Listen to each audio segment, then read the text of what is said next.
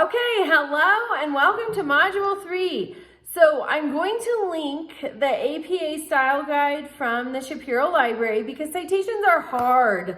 I am in a PhD program and I still struggle with them. And what you'll find too is sometimes your undergrad is APA, sometimes your graduate is Turabian. There's various forms of citation and I just get them all jumbled up. So I'm going to link the citation guide for APA in the announcement.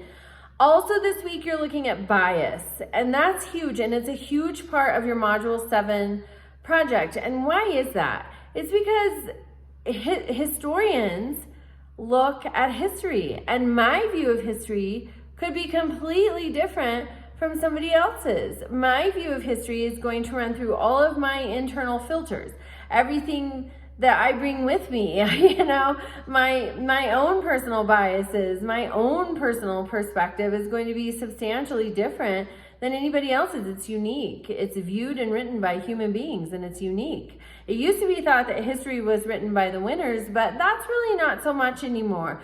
But Arthur Schlesinger was just a notable historian, and he said history is indeed an argument without end. And what's an argument? That's got at least two sides, and they oppose. So, and I think that is the best way of just succinctly putting the study of history. There's bias. People are arguing. No two people will see it the same. And you see that with even eyewitness testimony in court. Two eyewitnesses can see the exact same thing and have a completely different story. It just all filters through our own internal biases that are a product of, our histories, our experiences, our traumas, our choices, our consequences.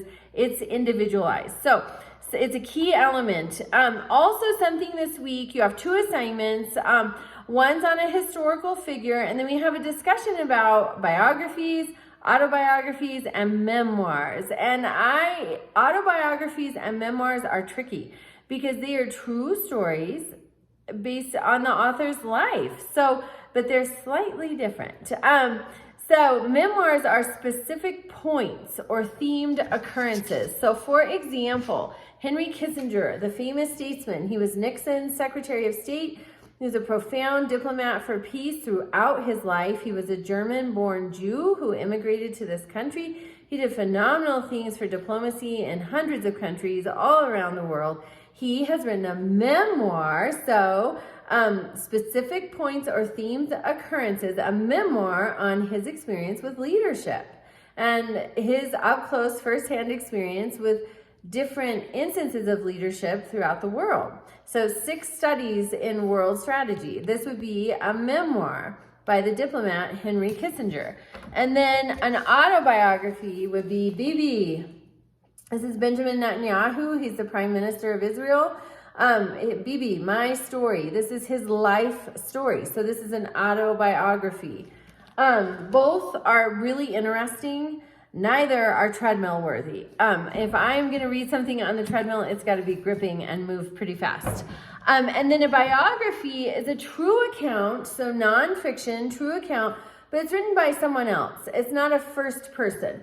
The memoirs and the autobiographies are first person. They're written by that person, their own experiences. A biography is written by someone else. So this is a biography written by Ralph Ketchum about James Madison.